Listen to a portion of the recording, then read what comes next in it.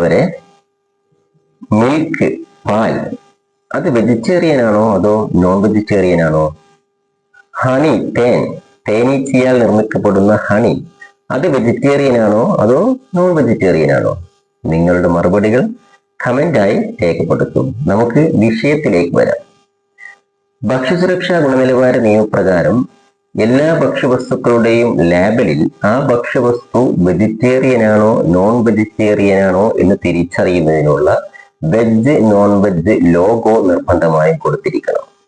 Green ഔട്ട്ലൈനോട് കൂടിയ സ്ക്വയറിനകത്ത് green colour ഫിൽ ചെയ്ത സർക്കിളോട് കൂടിയതാണ് വെജിറ്റേറിയൻ ലോഗോ. ബ്രൗൺ ഔട്ട്ലൈനോട് കൂടിയ സ്ക്വയറിനകത്ത് ബ്രൗൺ കളർ ഫിൽ ചെയ്ത സർക്കിളോട് കൂടിയതായിരുന്നു നോൺ വെജ് ലോഗോ. എന്നാൽ നിലവിൽ അതിൽ ഒരു മാറ്റം വന്നിട്ടുണ്ട്. ബ്രൗൺ ഔട്ട്ലൈനോട് കൂടിയ സ്ക്വയറിനകത്ത് ബ്രൗൺ കളർ ഫിൽ ചെയ്ത ട്രയാങ്കിൾ ആണ് നിലവിൽ നോൺ വെജ് ലോഗോ.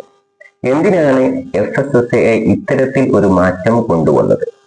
നമ്മുടെ രാജ്യത്ത് ഓരോ വർഷവും 1 മില്യണിലധികം കളർ ബ്ലൈൻഡ്നെസ് കേസുകൾ റിപ്പോർട്ട് ചെയ്യപ്പെടുന്നുണ്ട്. കളർ ബ്ലൈൻഡ്നെസ് ഉള്ള ആളുകൾക്ക് റെഡ്, ഗ്രീൻ തുടങ്ങിയ കളറുകൾ കൃത്യമായി ഐഡന്റിഫൈ ചെയ്യാൻ കഴിയില്ല. നോൺ വെജ് ലോഗോയും വെജ് ലോഗോയും തമ്മിൽ രൂപത്തിൽ യാതൊരു മാറ്റവും ഉണ്ടായിരുന്നില്ല. രണ്ടിന്റെയും കളറിൽ മാത്രമാണ് വ്യത്യാസമുണ്ടായിരുന്നത്. എന്നാൽ കളർ ബ്ലൈൻഡ്നെസ് ഉള്ള ആളുകൾക്ക് ഈ കളറുകൾ തമ്മിൽ പരസ്പരം ഐഡന്റിഫൈ ചെയ്യാൻ കഴിയാത്തൊരു സാഹചര്യം ഉണ്ടായിരുന്നു. അതുകൊണ്ട് തന്നെ നോൺ വെജ് ലോഗോയുടെ രൂപത്തിൽ ഒരു മാറ്റം വരുത്തുകയും സർക്കിൾ മാറ്റി ട്രയാങ്കിൾ ആക്കുകയും ചെയ്തു.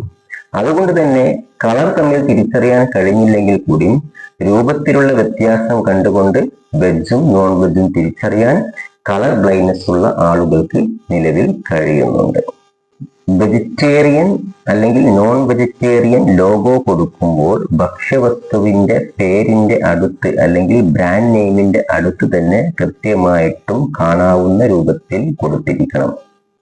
ഒരു ഫുഡ് പ്രൊഡക്റ്റിന്റെ അഡ്വർടൈസ്മെന്റ് മീഡിയ വഴി കൊടുക്കുമ്പോഴും പാംഫ്ലെറ്റ്, ലീഫ്ലെറ്റ് വഴി കൊടുക്കുമ്പോഴും ആ പ്രൊഡക്റ്റ് വെജിറ്റേറിയൻ ആണോ നോൺ വെജിറ്റേറിയൻ ആണോ എന്ന് കാണിക്കുന്ന ഡിക്ലറേഷൻ നിർബന്ധമായി കൊടുത്തിരിക്കണം.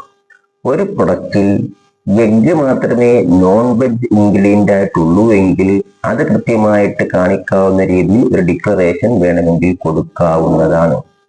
എന്നാൽ mineral water, package drinking water, alcoholic beverage, carbonated water, liquid milk, milk powder, honey എന്നീ പ്രൊഡക്റ്റുകളിൽ വെജിറ്റേറിയൻ നോൺ വെജിറ്റേറിയൻ ലോഗോ കൊടുക്കണമെന്നില്ല എന്നാണ് ലാബലിംഗ് ആൻഡ് ഡിസ്പ്ലേ റെഗുലേഷനിൽ കൃത്യമായിട്ട് പറയുന്നത്. ഭക്ഷ്യസുരക്ഷയുമായി ബന്ധപ്പെട്ട കൂടുതൽ വിവരങ്ങളുമായി നമുക്ക് വീണ്ടും കാണാം. Thank you.